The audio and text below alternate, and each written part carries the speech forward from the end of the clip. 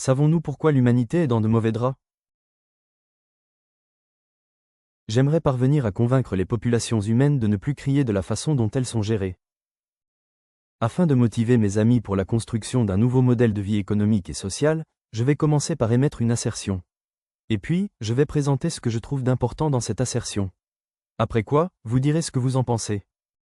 Voici l'assertion: dans une agence bancaire, toute personne, même nouveau-né, doit avoir un compte de revenus désigné par journal de budget et un compte de crédit désigné par bourse ou porte-monnaie. Toute agence bancaire doit avoir un compte dans une intendance de la banque centrale officielle. Tout compte de revenus sert de caisse des recettes, et tout compte de crédit sert à faire des dépenses. Une dépense est faite auprès d'un fournisseur, pour le compte d'un usager, pour qui le compte de crédit a reçu un transfert. Un transfert est fait depuis la caisse des recettes d'un responsable de l'usager appelé client. Voici la 5e importance de l'assertion. Elle s'intitule « Organisation d'un regroupement de pays ». Un regroupement de pays ayant l'optique de fonder un État.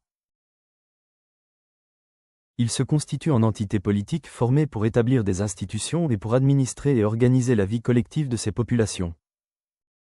C'est de lui que vient la dénomination de compatriote et celle d'expatrié. Son but est d'assurer l'unicité, la solidarité, la sécurité et la souveraineté de son peuple. Ces institutions sont des entreprises dont ces pays sont les seuls actionnaires à parts égales. Dans un regroupement de pays, les principales institutions sont: Première institution, le pouvoir exécutif, représenté par le protecteur de la République et l'administration publique. Deuxième institution, le pouvoir législatif, représenté par le Parlement. Troisième institution, le pouvoir judiciaire, représenté par les juridictions, tribunaux et cours de justice. Quatrième institution, la Cour constitutionnelle, chargée de vérifier la constitutionnalité de ses lois et de ses actes. Cinquième institution, le Conseil économique et social, chargé de conseiller l'administration publique sur les questions économiques et sociales. Les institutions de l'État travaillent ensemble pour assurer sa gouvernance et sa stabilité. Les principes permettant d'assurer la bonne gouvernance et la stabilité durable de l'État sont: Premier principe, la souveraineté, l'État est soumis à l'autorité suprême des populations de ces pays. Deuxième principe, l'unité, l'État est une entité unique et indivisible. Troisième principe, l'indépendance, l'État répercute, après analyse et synthèse, les décisions propres et libres issues des populations de ces pays, sans influences extérieures.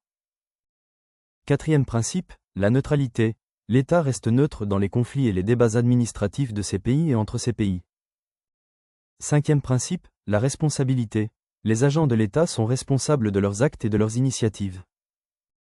Sixième principe, la transparence, les initiatives et les actions de l'État sont transparentes et accessibles à tous.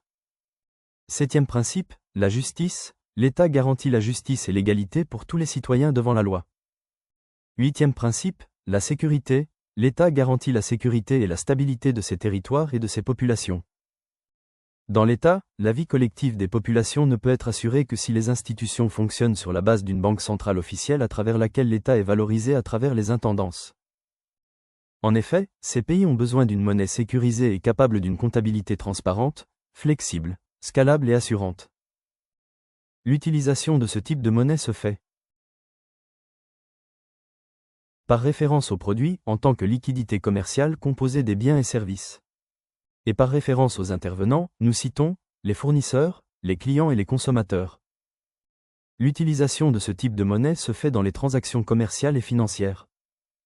Sans égalité ni rapport avec les liquidités financières autrement appelées l'argent. Les liquidités financières étant le produit des banques d'émission. La Banque centrale officielle se présente comme une entreprise qui a des comptes dans les banques d'émission. La Banque centrale officielle, c'est elle, l'entreprise d'Amjop. Et les intendances de la Banque centrale officielle deviennent ses succursales tout aussi bien que les agences bancaires et autres structures utilisant sa monnaie. Les autres structures utilisant sa monnaie sont: Première et deuxième structure, les personnes physiques, et les familles désignées par foyer ou alliance. Troisième structure, les bureaux de cellules désignés par comité. Quatrième structure, le pouvoir exécutif désigné par protectorat de la République. Cinquième structure, le pouvoir législatif désigné par communauté nationale. Sixième structure, le pouvoir judiciaire regroupant ces juridictions désignées par cellule ou chambre. Septième structure, la Cour constitutionnelle désignée par Chambre de coordination. Huitième structure, le Conseil économique et social désigné par Intendance nationale. Les établissements libéraux désignés par magasins et comptoirs. Les établissements libéraux sont distingués en établissements libéraux publics dont l'administration publique, ou en établissements libéraux privés dont les usines et autres entreprises. La sixième importance à la partie 6 de la construction d'un modèle de vie économique et sociale.